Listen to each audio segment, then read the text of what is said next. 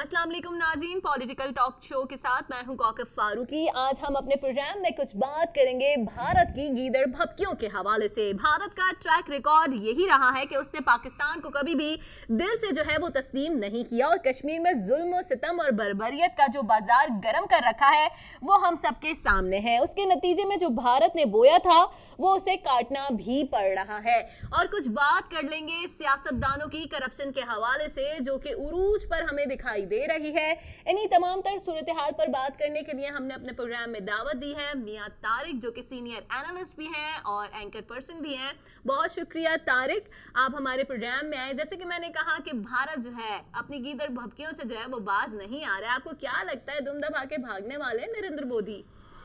देखिए, बहुत शुक्रिया सबसे पहले तो कौकब आपका कि आपने मुझे प्रोग्राम में बुलाया। इशू ये है कि इस वक्त भारत में इलेक्शन सर पर है और जब भी भारत में खुसूसन इलेक्शन होते हैं तो एंटी पाकिस्तान कैंपेन्स बहुत ज़्यादा शुरू हो जाती हैं।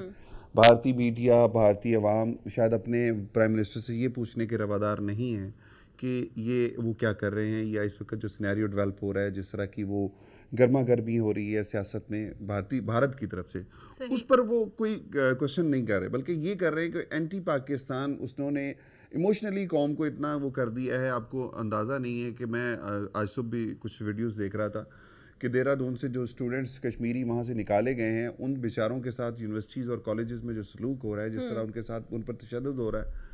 फिर अगर भारतीय फ़ौज यानी कोई 12 लाख से ज़ायद 10 लाख भारतीय फ़ौज है, फिर 2 से 2.5 लाख पैरामिलिट्री फोर्सेस हैं, BSF है, ये वो, उसके बावजूद मकबूजा कश्मीर पूरी की पूरी वादी जो है इस वक्त वो एक कर्फ्यू का समा पेश कर रही है। और पिछले कोई 6 से 7 दिन हो गए हैं वहाँ पर पूरी वादी में कर्फ्यू लगा हुआ है। तमाम हुर्रियत क़यादत इस वक्त ज़ेर हिरासत है, किसी को जो है बाहर निकलने की इजाज़त नहीं है। ये सारी चीज़ें इंसानी हकूक़ की वायलेशन हो रही है जिस पर आलमी क़ुव्वतें और आलमी अक़वाम आलम जो है वो भी खामोश है।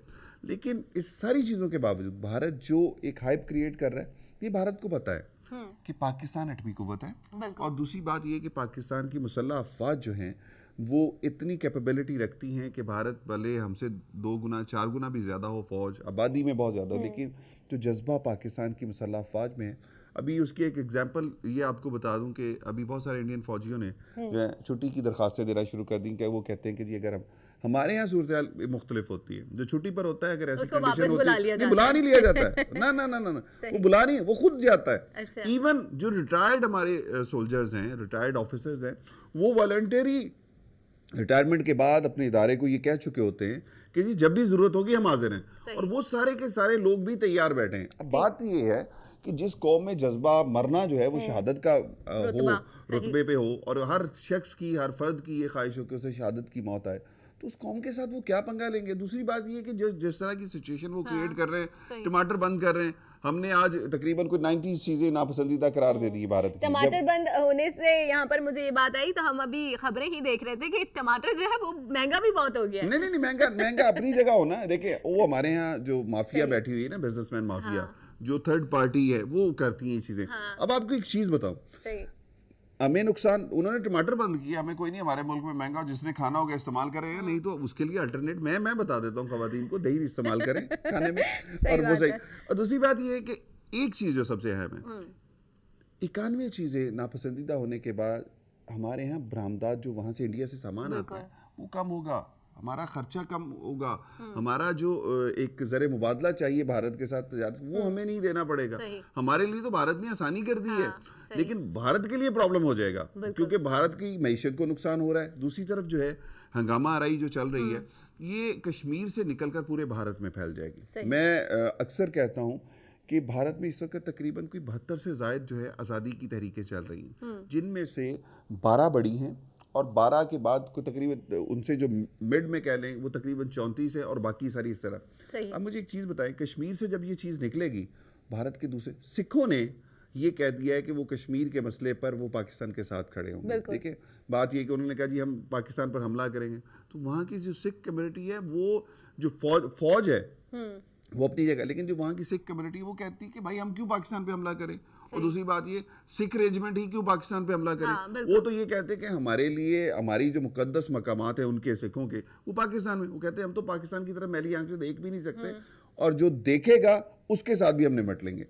अब आते हैं इंडिया के इस सारे इशू के ऊपर कि इंडिया इससे क्या करना चाह रहा है। एक्चुअली दो तीन चीजें थी। एक तो कुलभूषण यादव का केस मौजूद था आलमी अदालत इंसाफ में, इंडिया शायद वहां पर कोई एज हासिल करना चाह रहा था। दूसरा ये था कि पाकिस्तान ITF में कुलभूषण यादव के बयान में भी सब कुछ सामने ही है, साबित आ गया। जो हमारे वकील सफाई ने वहां पर जो केस लड़ा है जिस तरह, उस पर अब इंडिया दुम दबाकर भागने वाला है, क्योंकि अब इंडियंस ने एतराफ कर लिया है कुलभूषण के जाली पासपोर्ट का।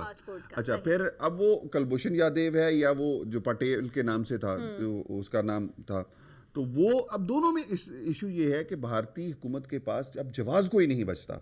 अखलाकी तौर पर कोई, हाँ ये जरूर है कि इंडियन मीडिया जिस तरह प्रोवोक कर रहा है इंडियन गवर्नमेंट को, जिस तरह इंडियन मीडिया पहले भी माजी में भी करता रहा। अब मुझे तो हैरत ये होती है कि स्पोर्ट्समैन स्पिरिट भी इंडियन में खत्म हो जाती है। स्पोर्ट्स में भी वो गंद करने लग जाते हैं। मुझे तो हैरत होती है कि जो खुद स्पोर्ट्समैन है वो इस तरह की गुफ्तगू कर रहे होते हैं। उन्हें भी पता है कि जब ये मामला ठंडे होंगे फिर उन्हें आपस में खेलना है। जब मैदान में उतरते हैं तो आप देखें ना, उनमें वही जोश व वलवला पाकिस्तानियों में होता है, और वही कि पाक भारत टाकरा है, और आप देखते हैं कि पाकिस्तानी और इंडियन जो है आपस में किस तरह से टकरा रहे होते हैं। इशू क्या है, ये देखें, क्रिकेट हो या हॉकी हो या कुछ भी हो, ये हमारा भारत के साथ जब भी होता है, हर मैदान में हम लोग उनके दिमाग में होती है। अच्छा, हमारे भी फिर ये मसला है कि पाकिस्तानी भी पूरी दुनिया से हार जाए, लेकिन भारत से हारना हमें भी अच्छा नहीं लगता, ठीक है ना। और ये मामलात ऐसे हैं कि जिस पर लेकिन जो स्पोर्ट्समैन है, जो स्पोर्ट्स हैं, स्पोर्ट्स को स्पोर्ट्स की जगह रखें, पॉलिटिक्स को पॉलिटिक्स की जगह रखें। और दूसरी बात ये है कि भारत अगर कोई इस तरह की प्रेशर टैक्टिक्स यूज करके देखें, जो होना था वो हो गया, CPEC बन गया हमारा, ठीक है। अब CPEC को ऑपरेशनल होना है, ठीक है। और उसके लिए भारत अमेरिका नेक्सस जितना मर्जी वो कर लें, हम नहीं कर सकेंगे, वो अब कुछ नहीं कर सकेंगे, क्योंकि ये हो गया है। अब हमारी मईशत टेक ऑफ की तरफ है।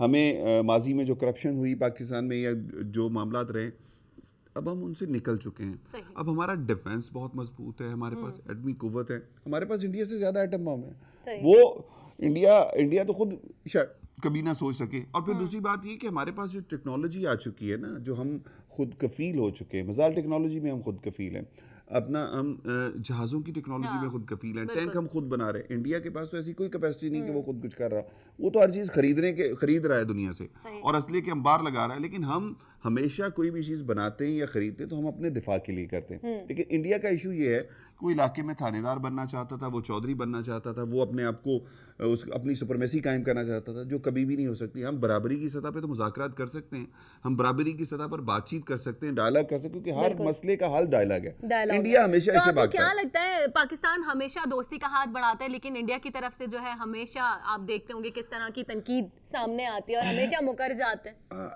अब हमें सोचना पड़ेगा, अब हमें सोचना। हम अब कब सोचेंगे? नहीं, अब हमें देखें, हम हमेशा यही कहते हैं कि अब हम सोचेंगे। अब हम सोचेंगे नहीं, अब हम कुछ हमें करेंगे। देखें, हमने गलती की 50s में कि हमने लियाकत अली खान साहब ने अमेरिका चले गए रशिया की बजाय, ठीक है।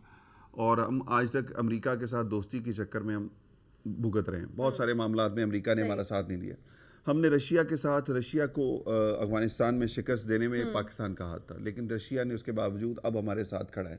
रशिया के साथ हमारी फौजी मशकें हो रही हैं, रशिया हमारे मुल्क में इन्वेस्टमेंट करने जा रहा है, रशिया CPEC का हिस्सा बन गया।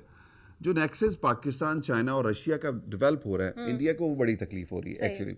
अच्छा, ये चूंकि इंटरनेशनल पॉलिटिक्स कुछ और कह रही हैं, इंटरनेशनल पॉलिटिक्स अब बदल रही हैं। जो पहले सिनेरियोज थे अब वो बदल रहे हैं। जो कल के दोस्त थे वो आज दुश्मन हो रहे हैं या एक दूसरे के मुखालिफ हो रहे हैं। जो कल के दुश्मन थे वो आज एक दूसरे के करीब आ रहे हैं। तो ये चीज़ें देखनी पड़ेंगी कि इंटरनेशनल सिनेरियो जो चेंज हो रहा है। और फिर दूसरी बात ये कि पूरी अक़वाम आलम जो जहाँ मर्जी जो मर्जी करते थे, विदाउट पाकिस्तान, ये पाकिस्तान को अल्लाह ताला ने स्ट्रेटेजिकली ऐसी पोजीशन दी है कि हमारे बगैर कोई भी दुनिया का मुल्क तरक्की नहीं कर सकता, हमारे बगैर कोई दुनिया का मुल्क जो है आगे नहीं बढ़ सकता। जब तक हमें देखें, हम गेटवे हैं एशिया का, एशिया का गेटवे हैं। एशिया में अगर आपको तजारत करनी है तो यहाँ से आना है, अगर आपको एशिया से कोई चीज़ लेके जानी तो यहाँ से लेके जानी है। तो भाई आपको सबसे पहले पाकिस्तान के साथ आपको अपने, अच्छा यही वजह है कि इंडिया ने हमारे मुल्क में इंडियन आजकल मीडिया पे बड़ी चीज़ें चल रही, 4 मुल्क 4 सूबे 4 इस तरह की चीज़ें, वो सारी की सारी एक प्रोपोगंडा है जो इंडियन रॉ और उसकी दीगर जो एजेंसियां हैं और उनके एजेंट्स हैं वो कर रहे हैं। और उन्हीं के जरिए पाकिस्तान के मीडिया में चंद लोग खरीदे जाते हैं जिन पर इन्वेस्टमेंट की जाती है, सही। जिस पर अभी मीडिया में बहुत शोर हो रहा है कि जी गवर्नमेंट की तरफ से सख्ती है।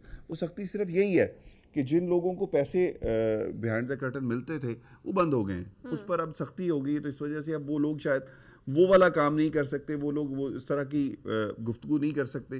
तो इस वजह अच्छा से बहुत तारिक सारे- साहब, मैं ये पूछना चाहूंगी, जैसे कि आपने कहा कि अब हमें सोचना होगा, ठीक है, अब हमें सोचना होगा। वजीर आजम इमरान खान जो हैं, आपको क्या लगता है मसला कश्मीर का हल कुछ निकाल पाएंगे? क्या लगता है आपको क्या होगा? मसला कश्मीर का हल इंडिया, पाकिस्तान और कश्मीरियों के बगैर कोई और नहीं निकाल सकता, ठीक है ना।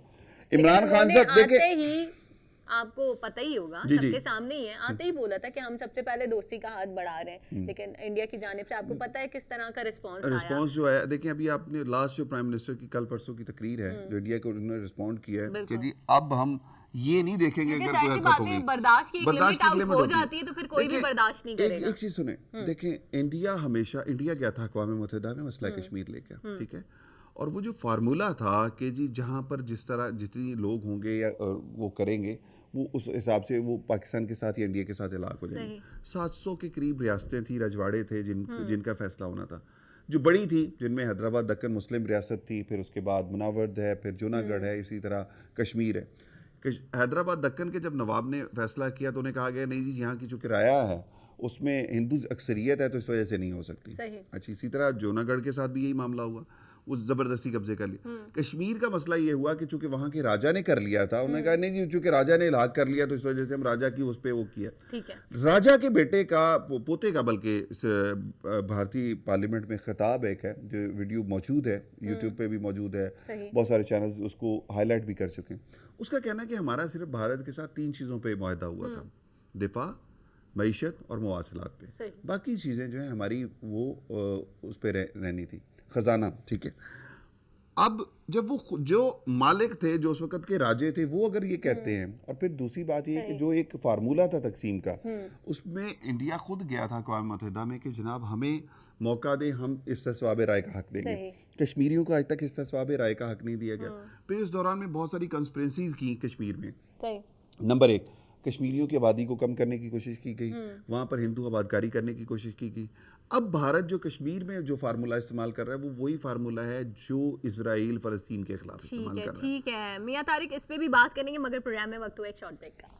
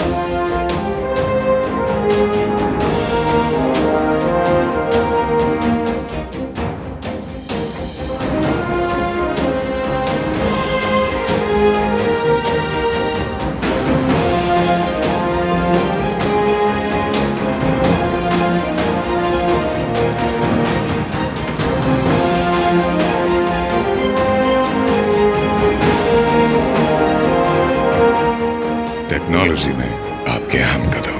नेशनल बैंक ऑफ पाकिस्तान, कौम का अपना bank. National bank of Pakistan, कौम का अपना बैंक।